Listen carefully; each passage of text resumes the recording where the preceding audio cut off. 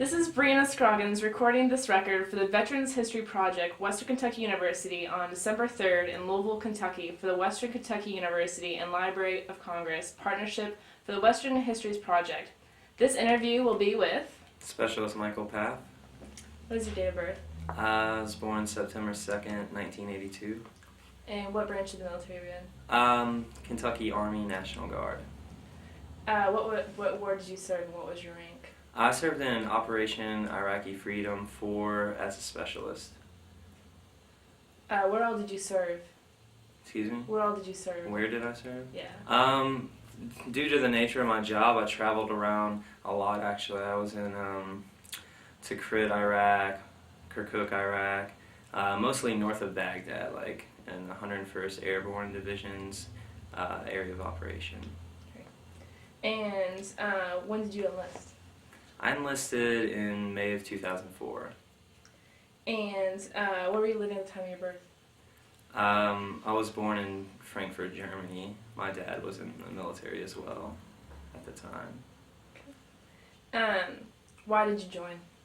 The reason I joined was I think I was looking for some sort of catalyst in my life, something to kind of propel me into the future. And the Army seemed like a good option at the time. It seemed like something that would kickstart my life, give me some free tuition in college and such. And so out of all the options I could look at, that one seemed to be the most in-your-face kind of, decision to make. Okay. And why did you pick the Army? Actually, it's funny because my dad, like I said, was in the Army, and originally when I told him that I was thinking about joining, he said, don't join the Army, join the Air Force, because the Air Force has much better amenities and all this stuff. And I'm like, well, I want something that's going to be kind of tough, and so that's why I decided to join the Army. But I chose the National Guard because I wasn't sure if I wanted to commit to it full time. I wanted to kind of try it out and see what it was like, and the National Guard gave me that option. Great. And do you recall your first days in service? I do, actually. I mean, your first few days in service, you're not actually in uniform and such. That you have to go through this like in-processing kind of thing. And I remember showing up to like the airport or whatever, and like these guys in uniform are like yelling at us, and it's like in the airport in front of all these civilians and such, and I got regular, my t-shirts all untucked and such. They made us get in line and stand still and like tuck in our t-shirts and all this stuff, and so it was kind of like it was definitely an icebreaker, so to speak. Like it's just instantly you are just thrown into this, it's like sink or swim kind of thing. And so my first few days were getting to basic training. You always think like, oh, basic training, like it just happens, but it doesn't. There's like this process of getting to basic training, and it's almost worse. At one point you just want to get to basic training and get it over with because it's so terrible just waiting around, yet still being in that kind of trainee environment where everyone's yelling at you and making you stand still and not talk and do all this stuff. So yeah. And what did it feel like to be like yelled at and totally in that different environment? I mean, it's definitely you're scared. I mean, it's so funny because when I look back on it now, I think of it as kind of a game. I mean, it's a game they play. They want to try to stress you out. So it's so funny to kind of see it from an outside point of view, looking in now that I've been through it, and realizing that it's all just kind of a mental game. But when you're there, getting yelled at, it's like you're just scared for your life almost. It's just like the fear. It's just you just don't want to mess up, and so you do your best to not mess up. And I think that's what they're going for with the whole like, yelling at you and being crazy disciplined and such. And so like you're just scared. You just want to make it through and make it out alive, kind of thing. Great. Tell me more about your boot camp experience. Boot camp. Boot camp was, it was good. It wasn't what I thought it would be. I was expecting something a lot more intense, a lot more hard, and in actuality it wasn't as crazy as I thought it would be. there's a lot of cool things that happen in boot camp, and like it's a lifestyle that you eventually become adjusted to. I mean, I remember the most intense session of boot camp was like the first day. I remember they put us on the bus or whatever, and when you had all your stuff, your duffel bags or whatever you had to carry, and they like corralled everyone off the bus, and it's just going 100 miles an hour, and all these drill instructors are yelling at you and trying to corral you up, and they're like making you do push-ups, throw your bags down, pick them up, all this stuff, and everything's just going so fast you don't even have time to think, and you're just scared. You're just like, what do I do, what do I do, you know what I'm saying? And that was probably the most intense part of boot camp, was the first day. But then it kind of settled down, and you just become adjusted to doing push-ups every day and sweating and running and being tired constantly. I mean, I think been more tired for that 9 weeks than any other point in my life. It's just tiresome. What were some of the cool things about boot camp? There were a lot of cool things about boot camp. I really like the road marches and such, because I've always been into like hiking and shit. So like, I would just love, like, you'd be doing a road march at 4 in the morning, you know what I mean? Some like 15-mile road march, and you have all your, you know, your 40-pound rucksack on and all this stuff, and you're just walking through, and it's one of the times where you're not getting yelled at, you know, and you're not doing push-ups and such. You're just walking, and kind of like it's quiet, and people are just, you know, trying to make it to the end. So that's probably one of my favorite parts of basic. And then also, like, getting shot at by M60s as you like crawl through this huge sand pit, stuff like that. So. Do you remember your instructors?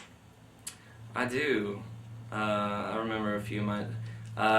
This one instructor I had, he was named Drill Sergeant Pagan, I believe, and he got kicked out of another company before he came to ours. He came through like about halfway through, and apparently he got a little too crazy with some of the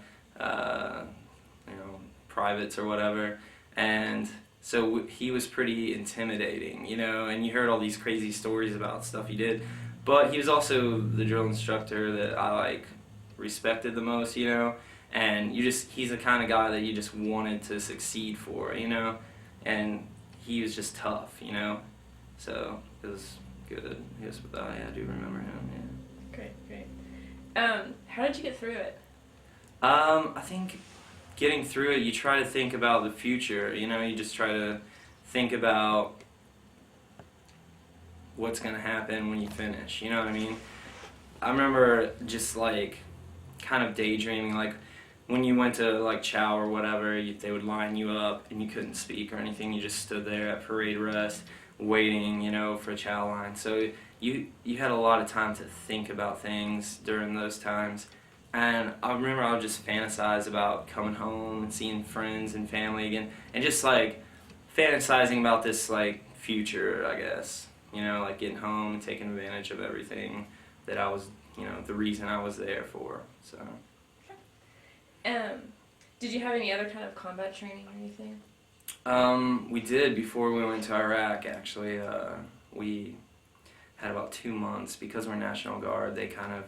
There's a training process that you go through, and it kind of leads up to going to Iraq. So they send you to this, we went to Camp Atterbury, Indiana, and it's this whole like training regimen that's supposed to kind of simulate some of the things you're going to experience in Iraq, which when we went through, a lot of it was just focusing on like improvised explosive devices and like, you know, interacting with those and like how to counteract them and spot them and things like that. And we did some combat lifesaver courses, which is like advanced first aid kind of, like giving IVs and stuff like that. So we went through a whole process. I mean, I would trained on, you know, the M4, the M249 machine gun, the M9 pistol, all these weapons we trained on, and all these techniques and convoy tactics and stuff. So it was about 2 months worth of training before we actually even went to Iraq, or Kuwait, and then to Iraq. So yeah, in addition to basic training. Basic training, when I went through, it was kind of, they taught you tactics that they would use in like Vietnam, like digging foxholes and like road marching through a jungle. You know what I mean? And that doesn't happen in Iraq. So when we went through the 2 months of training before we went to Iraq, it was a lot more like relative to what we were doing. So that was probably the best combat training I've had. Okay. Again, what war did you serve? It was Operation Iraqi Freedom. Okay. And do you remember when you arrived? What was it like? I remember the first night getting off. We flew, well, we actually went to Kuwait for like a couple weeks before we actually got to Iraq. And that was just kind of acclimating to the environment in the desert and like, you know, learning to drink as much water as you can whenever you can and, you know, getting, you know, used to the weather and such. But I remember we flew C-130 and that was the first time I've flown in one of those. Do you know what that is? It's like a crazy military plane, like the big jumbo jet kind of plane that they jump out of and parachute out of. Well, we flew in one of those up to Iraq, where we were going to be, and it was pretty terrifying actually, because you're flying into war, but yet you can't see anything, you know, because it's dark and you're on this plane and you're like powerless or whatever.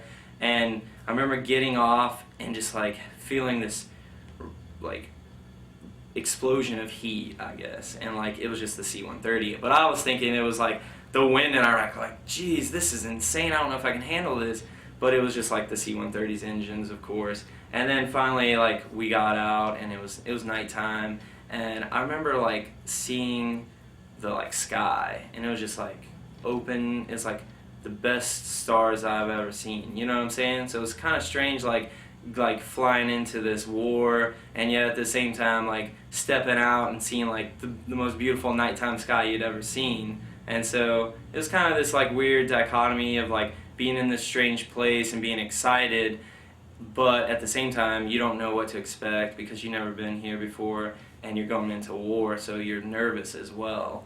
And so it's a mixture of emotions, I guess. So what was your job assignment? I was a journalist, a print journalist, for the 133rd Mobile Public Affairs Detachment, based out of Frankfort, Kentucky. But we were actually attached to the 101st Airborne Division, which is based out of Fort Campbell, Kentucky, and a pretty prestigious unit.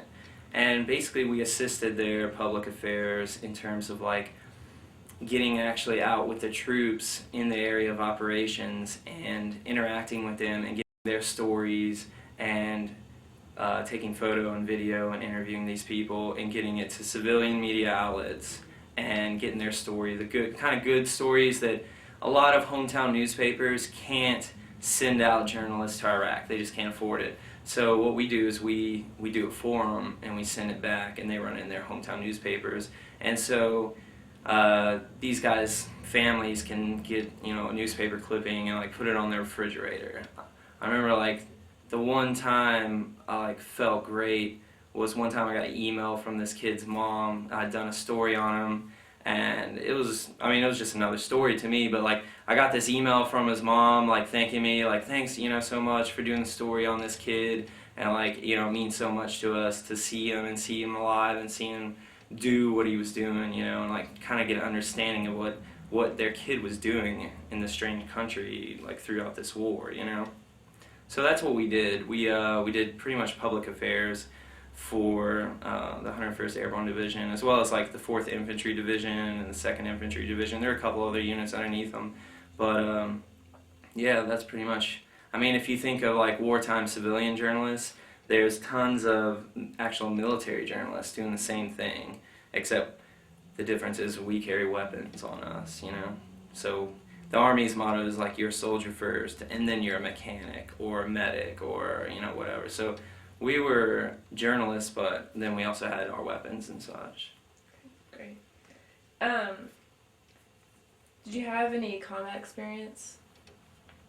Did I have a combat experience? Yeah, like during reporting or anything, did you ever get into like any... Yeah, actually, I was awarded a combat action badge, and basically the way that's awarded is if you get a combat combat patch on your shoulder, on your right shoulder, that goes under the American flag on your uniform if you serve in a combat area, like Kuwait, Iraq, so on and so forth.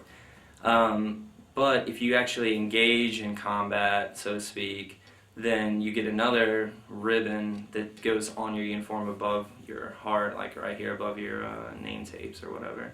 And so like I was shot at a couple times on a couple different situations. I got really lucky and didn't get shot, or no one in my unit was shot.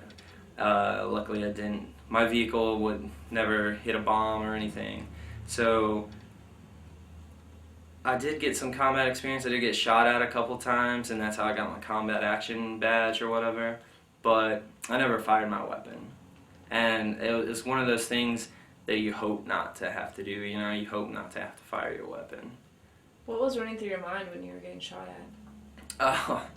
The first time, I remember we were out on patrol in this city called Hawija, and it was kind of a dangerous city because it's a lot, there are a lot of different cities over there, and some of them are more, on the side of the coalition or against the coalition, so it varies. Well, this city is a particularly mean city. I mean, just that's the only way you can describe it. It's just mean. Like, you drive through it and people are scowling, at you, and just I don't know, it's just mean. And I remember we were out on patrol with these infantry platoon, and there are a couple of vehicles, and the officer, the lieutenant, platoon leader or whatever, wanted to get out of the vehicle and walk down the market street and buy some blankets, kind of interact with the community, put a little money into their economy, and show some face, hello, we're here, we're not leaving, and just kind of how are you guys doing, do you need anything, kind of thing, interact. And we were at this blanket shop, and the way it's all set up is there's this street, and everybody's shops are kind of on the outside. You don't really go into a storefront like you would here. And so there's this huge pile of blankets, and we're talking with these people, and I'm taking photographs of them, talking to them and whatnot, showing them blankets and such. And all of a sudden the shot rings out.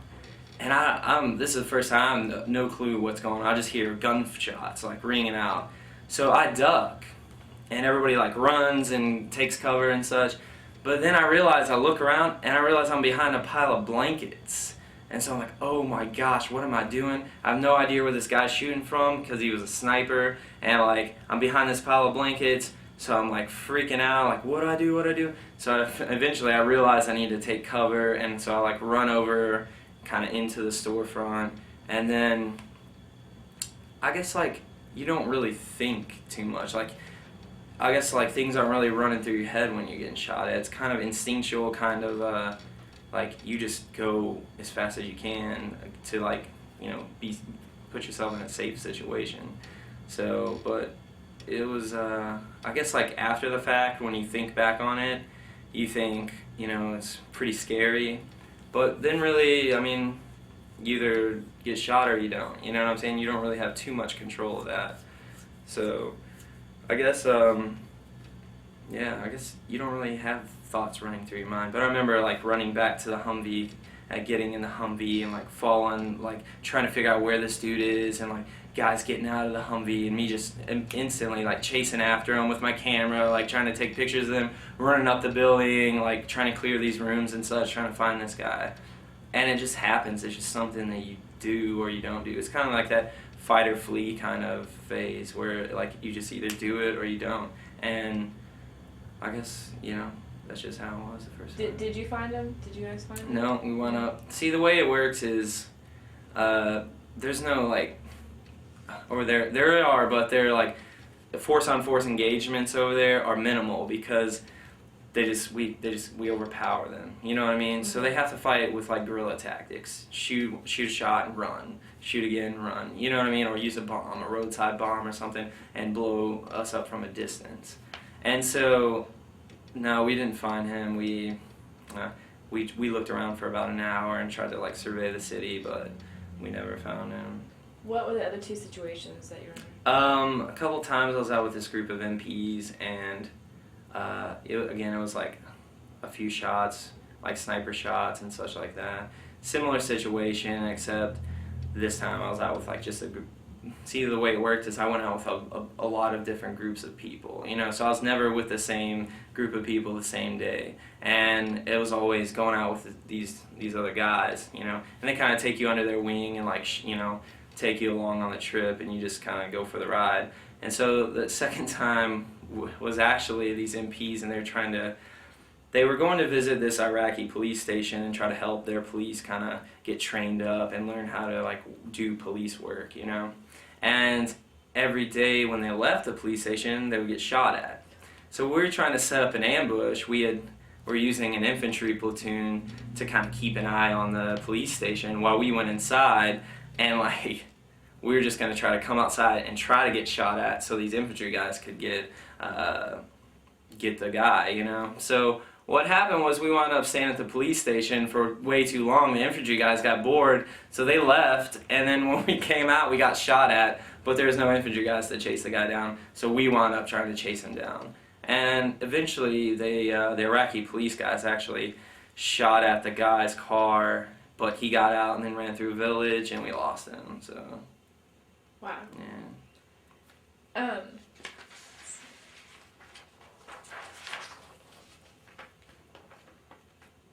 Tell me about a couple of the most memorable experiences you've had. The most memorable experiences. Let's say there's maybe not like one particular incident that sticks out. I guess the most memorable incident I can say is in terms of like wartime stuff is seeing this Humvee. I was out on patrol, and one of the Humvees in our patrol hit a roadside bomb. And this bomb, like, just, I mean, you have this massive Humvee, it's like, you know, however many tons, I mean, thousands and thousands of pounds. And this bomb just flips this Humvee into the air and onto its top and just exploded. And, like, everybody inside died, and it's just, like, burnt to a crisp. You know what I mean? There's nothing left but this frame and ash. And it's just, that's probably one of the most memorable experiences, because it's the first time I'd seen, like, the devastating effects that these bombs can do, you know what I mean? And every time you go out on patrol after seeing something like that, that's what runs through your mind, you know what I mean? Like, that could be my vehicle today, you know what I mean? That could be me burnt to a cinder today, you know what I mean? It could be, so I guess, like, before that, I didn't really think about it so much. You know what I mean? I thought about, like, making sure I got my right photos, making sure I got, you know, my interviews and whatnot. And that incident kind of hit me in a way to say, hey, you know, like, this is real, you're in a war. So, you know, you gotta take it seriously, I guess. And it's not that I didn't take it seriously, but you have to, like, think about how dangerous it is, you know what I mean? So. Another memorable experience was going through that town, Huija again, and I remember like driving through the town and like looking out the window, and I see this like little kid, and he's waving at us, because all the kids would wave, they loved us, you know, run up to your vehicle, mister, you know, like, give me candy, or whatever, you know, and this kid was waving at us and smiling and stuff, and I remember seeing like this older guy, like maybe his dad or his uncle or somebody, like standing behind him, and like he slapped the kid in the back of the head, and like, I guess, like, don't wave at, you know, the Americans. So that kind of hit me as like, wow, some of these people don't really like us at all, you know what I mean? And it's crazy how you know, these parents can influence their kids in that way, either, you know, for like to like us or to not like us, you know what I mean? So with the Humvee experience, did you encounter a lot of death? I did. I mean, like, yeah, of course there's a lot of death over there. I mean, a lot of things you just hear about, stuff happening. Luckily, like I said, nothing in our unit. We have a small unit. There's only 20 of us. So if one of our people had died, it would just be huge, monumental. Compared to these units of like 300, you know, somebody dies, it's heartbreaking and it's tragic, just as tragic, but I think like hearing about somebody die that you kind of know or may have heard of compared to somebody you know really well, it affects you differently. So I seen a lot of Iraqi police and Iraqi army that were killed. Not so much of like U.S. forces, I guess. Like luckily, I didn't have to witness that. There are a few incidents, but like the one I told you about, but mostly just a lot of Iraqi like officials getting assassinated and stuff like that. I mean, but it's war, I mean, that's what happens. Yeah. During your military experience, was that the first time that you really encountered death so close up? Yeah, that incident with the Humvee, like seeing that and like the aftermath and everything. And I remember I remember when it happened, I went into my like journalist mode and I tried to start like taking pictures of everything that's happening.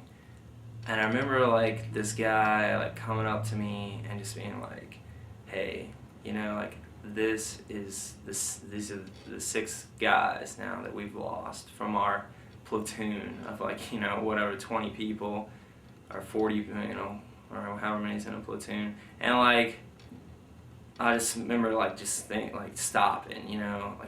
myself and be like, what the hell, like this is, so I just put down my camera and just grab my weapon and start pulling security and just like try to respect that, you know what I'm saying?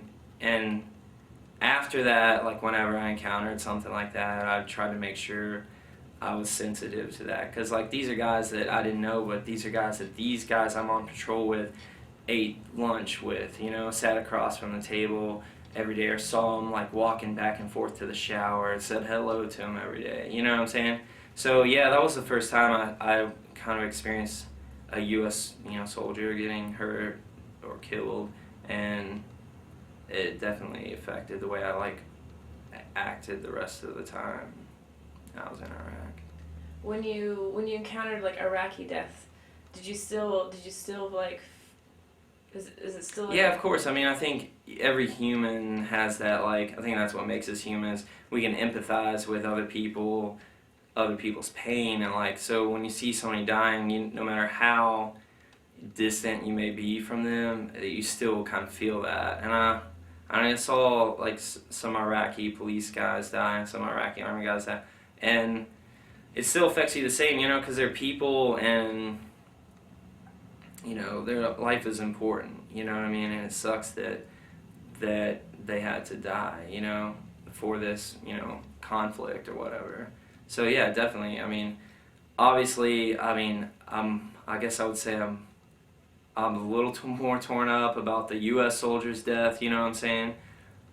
Just because I think I can relate to them a little more, and that could be me, you know what I'm saying? Like, but definitely, yeah. I mean, see somebody die, it's gonna affect you, whether you know them or you don't know them, or whether they're from another country or whatnot. Let's see. Did you earn any other awards besides your combat patch? And Yeah, I got a handful of awards, actually. I couldn't tell you because I don't really follow up on that stuff. I think I got like an Army Commendation Medal, and then like overseas ribbons and stuff, like just like typical stuff that most people get. I didn't get like a Bronze Star or like a Silver Star or anything significant like that. I didn't really do anything to warrant anything like that, so I just kind of went over there, did my time, and then got back. But yeah, just the basics, I think, that most people get when you're over there. Okay. How did you stay in touch with your family while you were gone? Actually, like mostly through the internet. Like, I hated using the phones over there. There was a delay, so like if I would say something, you wouldn't get it for a couple seconds. There are long lines for the phones, so I try to stay away from the phones, and mostly I just use email and internet to keep in touch with people. What was the food like when you were over there? It's funny because when I first got there, I thought the food was okay. I'm like, this is going to be okay. It's not too bad, you know what I mean? There's, it's like cafeteria food, But then after you eat that same food day in and day out for 365 days, it gets pretty terrible. I mean, I said at one point you're stopping, you're trying to like mix it up, you're eating things you'd never eaten before just to get a variety. They actually did have like some like fast food trailers over there or whatever, like Taco Bell stand and a Pizza Hut stand or something. So sometimes we go out, go up to the PX or whatever and get something like that just for a change of pace. But the food, I remember at the end, that was one of the things I was looking most forward to getting home, is just eating something besides that awful cafeteria food. But a lot of I did have it good because a lot of times I was on a larger base, and I remember going out to like the smaller infantry bases, and they had even worse food. So they're eating like fucking they're eating like hot pockets, every day for lunch, and hot dogs, and it's like, oh man. Is there one food that made you just cringe after a while? Like the one that you despise the most? Believe it or not, like on Wednesdays, I think, or something, there was one day a week on each base where they had like steak, like surf and turf night, where it's like steak and crab legs or something. And at first I was pretty excited about that, but then after a while, the steak is just the worst steak you could ever think of. It's gristly and fatty and like tough and just seasoned terribly. So after a while, I would just be like, oh, surf and turf night, I think I'll go to Taco Bell tonight, just, Great. Do you feel the pressure of stress? Yeah, stress is, I didn't realize how stressed I was until I got home, actually, because when you're over there, I think you try not to think about, the fact that a mortar could come in at any time and kill you. You kind of push that out of your mind, but I think there's like an ingrained stress inside of you that just like somehow your body still knows that you're in a war zone and you're in this situation that's dangerous, and I think your body creates this tension. And I didn't realize how stressed I was till when I got home, and I didn't have to worry about that stuff anymore, and I just felt so relieved, and I just didn't realize how much stress I'd built up over there. So yeah, there's definitely a lot of stress, and I didn't realize it at the time, but now looking back, I realized I was pretty stressed. And there were days you had where it's just like, you don't know what's wrong with you, you're just freaking out about the little things and such. So there was always those days, typical stuff, but yeah. And then, just the stress of like going out on to a road that could contain a bomb, like pretty much every day. So yeah, there's definitely a lot of stress involved. Was there something that you did or have for good luck? Yeah, not really. I'm not really very superstitious, I guess. So no, I didn't really have anything that I did for like good luck or anything like that. But that reminds me of a story. Actually, I don't know if it's like very sap as we call it, but like there was this aftermath I saw at this Iraqi police station, and it was this guy had been assassinated. He was like a government official or something that was working with coalition. Terrorists didn't like it, so they killed him. And I remember seeing the vehicle of the aftermath, and there's like all this like blood and guts kind of like splayed all over the dashboard and the ceiling and like all this stuff. And I remember looking in and seeing this little rabbit foot hanging from the rear view mirror, and just thinking about that, like luck and everything. So it's just like after a while you realize that it's all kind of random, and so like if you make it without getting hurt or killed, you're kind of lucky in that. And so I never really did anything to create that luck. It just kind of happened for me. Good, great. How did you guys entertain yourselves? We tried to keep it as homely as possible. We lived on this old Iraqi base, and so a lot of times, we were on the road a lot or like out on other bases, so we lived out of our bags. But when we got back to our house, we tried to have like barbecues and cookouts and stuff as much as possible. Whatever food we could get from like the PX or whatever, like hamburgers and stuff. We would try to do stuff like that. We had a lot of movies. I think I watched more movies in Iraq than I ever have. So video games, books, magazines, read a lot. I actually wound up picking up an acoustic guitar over there, so we would sit out like on our little patio thing and like sing songs and stuff like that as well. So it got pretty ridiculous at times, but you got to do stuff like that. You know what I mean? You got to try to connect, like create an almost like a feeling of home there, so you don't feel so stranded from home, because we're 6,500 miles away from home, you know what I'm saying? So you have to kind of create a home there. What kind of songs did you sing?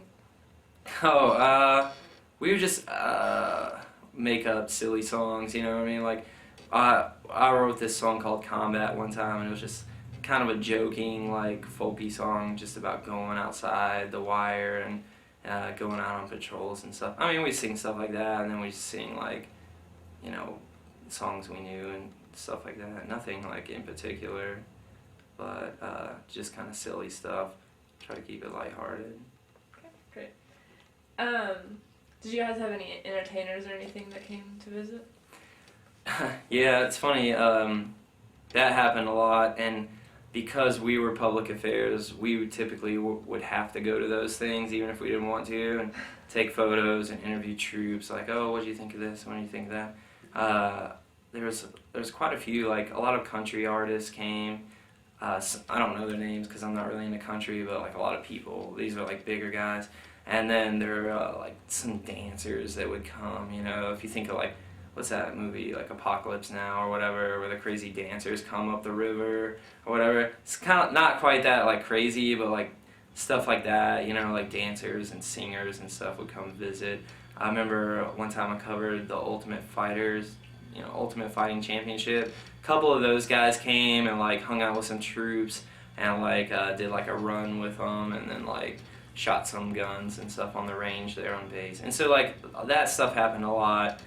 Most of the time I really didn't care about it, because I'm not like like into celebrities and such. But I was there because I had the camera and I'm taking pictures of them interacting with the troops and stuff and publicizing it. So yeah, that happened. Did you go on R&R? I did. I went. We actually got 2 R&Rs. I had my 2 weeks leave, which I came home.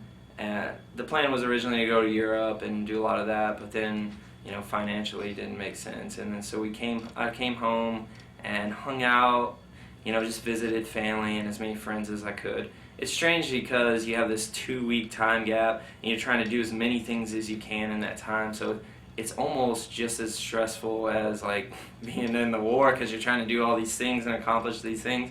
But then we actually, a few friends of mine went to Las Vegas and just kind of like got crazy there and just kind of got that whole not drinking for 6 months out of my system. I think I drank so much in those 4 days I was ready to have another 6 months of no drinking.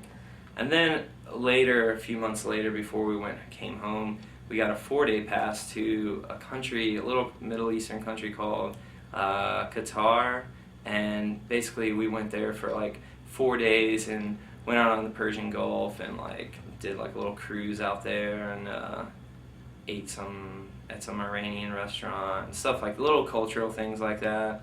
And they had like a 3-drink limit or something there, so you couldn't really drink, but you could, so that was kind of cool.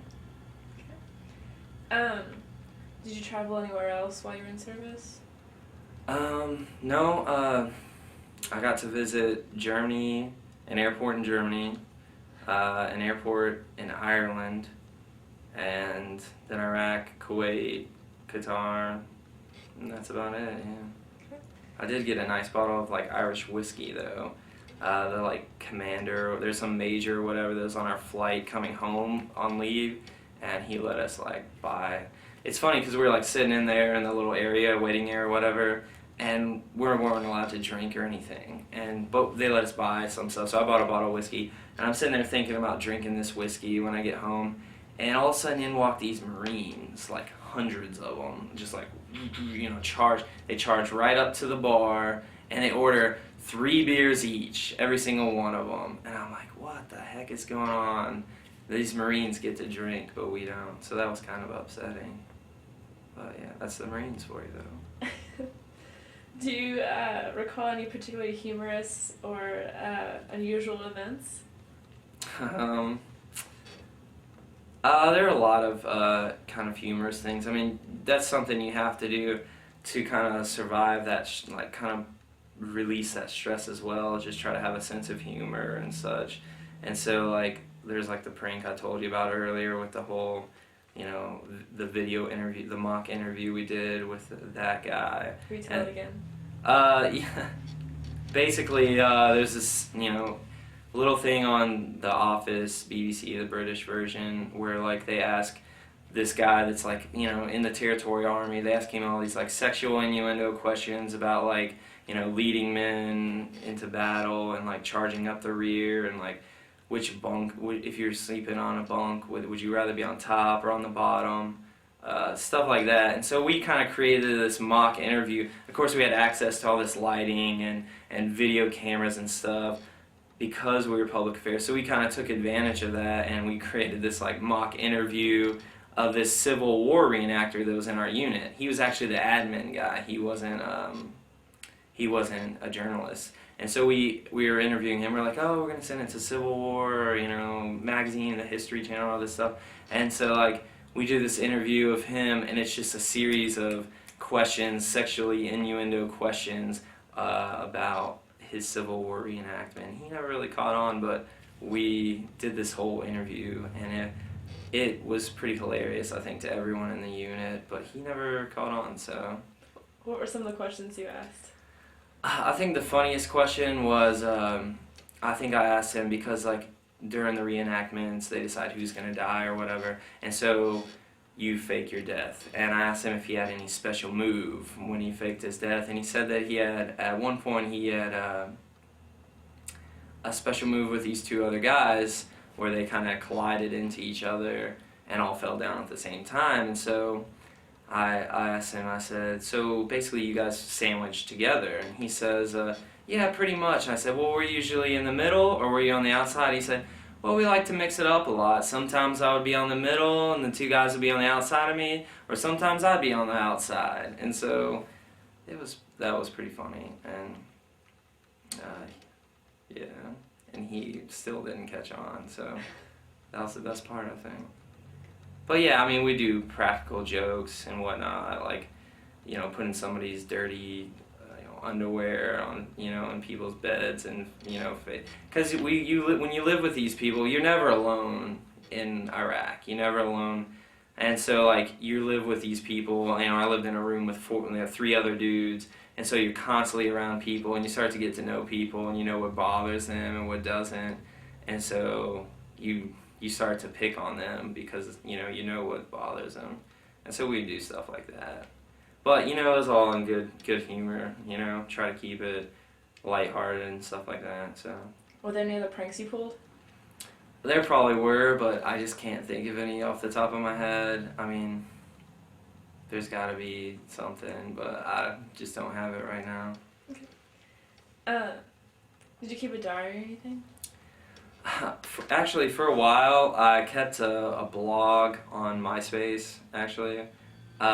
For probably the first 6 months or so, and it was fine at first, but I felt after a while I started, I don't know, I just lost interest in it, I guess, and I felt like I was chronicling pretty much something that people could relate to but not really relate to, and I felt like I wasn't really saying what I wanted to say, you know what I mean, because there's all these sensibilities and such like that. So I stopped doing that, but I did keep a blog for a while, and it was good. It was a great way to keep in touch with people because it was on the internet and people could leave comments and kind of experience some of the things I experienced through, the writing and such. But yeah. Do you recall the day your service ended? What was it like to come home? It was kind of strange because there's like an out processing kind of phase that you have to go through. So we spent the first, I was like 4 days, I think, back in the States, still with the unit, still, on an Army installation, still under wraps. Like we went out to a restaurant and such off base, but you're still pretty much in, under the confines of the Army. But I remember the first day that we arrived in the States, and it was strange because we were going to the airports and such, and like we were in uniform, and it's just interesting to see how people like at airports like look at you, you know what I mean? And it's like Iraq, there's people that like kind of shun you and look at you like and then there's people that like you never met before in your life come up to you and give you a hug and start crying or something, or like shake your hand and say they're proud of you and stuff. So that was strange. And then I think one of the things I noticed most was how fresh the air was here. Like it was kind of a chilly day, which I was thankful for because it's extremely hot in Iraq. But it was just this chilly day and this brisk air, and it was just so fresh and so clean, and the grass was so green, and it's like I felt like I was shipped to the future or something. Everything was clean and the grass was green, and it was just a completely different world. Great. And were you discharged? No, actually, as of right now, I'm still in the National Guard. I have about 3 years left on my contract. So I'll go back to doing the whole 1 weekend a month, 2 weeks in the summer deal. Will you have to go overseas again, do you think? Or It's a possibility, yeah. Hopefully not, but it's definitely a possibility depending on what happens. It's all up in the air at this point. So I'm not gonna think about it. I'm just gonna try to focus on school and stuff. But yeah, it's definitely a possibility. Okay. And what did you do the days and weeks afterward? After I got home, a lot of time just trying to catch up, but also like what I wanted to do that was different from what I did on leave. When I was on leave, I tried to like rush and see everyone and do everything I could.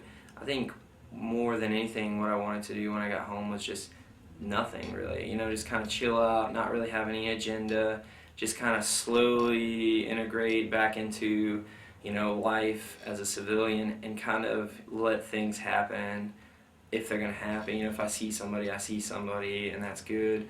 But try not to create stress for myself. And so I think I've done that pretty well. Yeah. Did you work or go back to school? I could start school in January, but actually I haven't been working. I've just been drawing unemployment actually, and actually I got my first. Well, I had a extended leave, like all the leave I'd built up while I was on active duty. So I was getting paid up until like mid-November, and I started drawing unemployment, and I'll probably continue to do that until January when my school starts, and I'll probably just get like a part-time job or work study and then draw my GI Bill as well.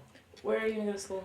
I'm probably going to go to JCC for like a semester or two, Jefferson Community College, and then I'm going to transfer to U of L. What I'd like to do is, I kind of got the whole experience of journalism, and I thought that's what I wanted to do, but then I realized I wasn't too into it, but I still love writing and I still love photography and stuff. So my plan is actually to get a degree in English and then maybe teach. And then in the summers, when I have off, do some kind of like freelance photography and journalism. And your school is supported by the GI Bill, is that correct? Yeah. And do you continue any of your relationships that you met while you're in the service? Yeah, actually, I've hung out with a few people in my unit, a lot actually since we've been home, surprisingly. And one of my friends in the unit, BJ, he's actually getting married. He met this girl through a mutual friend, and they talked throughout their time in Iraq, and then he came home on leave and proposed to her, and now they're getting married now that he's back for good. So December 16th, I think, I'll be going to his wedding. So hopefully, yeah, I get to see him and see. It's awesome, I think, that happened, you know. It's kind of one of those, like, romance stories you always hear about in, like, World War II. You don't really hear much about that, like, this day and age, but I think it's kind of cool, like, that happening. Great. And, do you still have the close friends now, while you're here and home? Do I have close friends, in terms of... Like, besides BJ, any other close friends? Oh, yeah, my friend Emily in the unit, we hang out often. She lives in Lexington, actually, so we don't hang out a lot, but she's come down a couple times. I'm actually supposed to be going to Lexington sometime soon because she came down here last time. But yeah, like, I mean, the people in the unit, because we're National Guard and not active duty, like, we all have normal lives and such, and so we can kind of connect with each other on a way like a lot of active duty military people can't, in terms of, like, just being friends, you know? So, like, while, you know, we're at drill or while we're in Iraq, you know, BJ might be Sergeant Cornell to me, but when we get home, we have civilian lives and civilian jobs and school and all this stuff, so we can connect with each other on a level that's outside of the military. And I think that's one of the things I like most about being in the National Guard. And so, yeah, that happens, definitely. And do you think you're going to join a veterans organization? I haven't actually. I haven't yet, and I'll probably consider that once I get close to getting out of the military, but I haven't yet. And I think the reason for that is I just don't know if I want to be drawn. Like, I don't want to focus so much right now on, like, my military career and, like, lifestyle. So it's something I'm going to consider, but I haven't done yet. Did your military experience influence your thinking about war or about the military in general? Yeah, of course it did. I mean, because people that have never experienced war and they think about war, what are they drawing on? They're drawing on, like, movies and television and what they see on the nightly news every night. And it's completely different. I mean, that stuff that's happened, but that's not what it is, you know what I mean? And so I think more than think about, like, the politics of war, now when I think of war, I think of, like, the troops that are there and, like, what they're experiencing more than anything. I think that's more important than, you know, like, whatever, you know, some politician says. And so, yeah, it definitely influenced the way I think about war and the military, I guess, in general.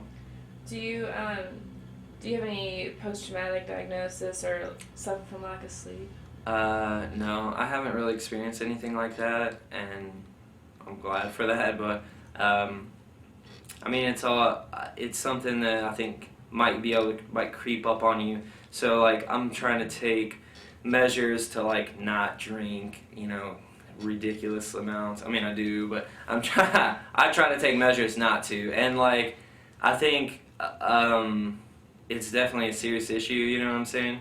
And luckily I didn't see I've seen some crazy things, but some people were experienced that day in and day out. And luckily I didn't have to. And I feel terrible for the people that did have to experience that. And so I haven't suffered from any sort of post-traumatic stress disorder or anything like that. Do you have anything like to add or let individuals know? No, I don't. I think I'm almost out of time, actually. All right. All right, cool.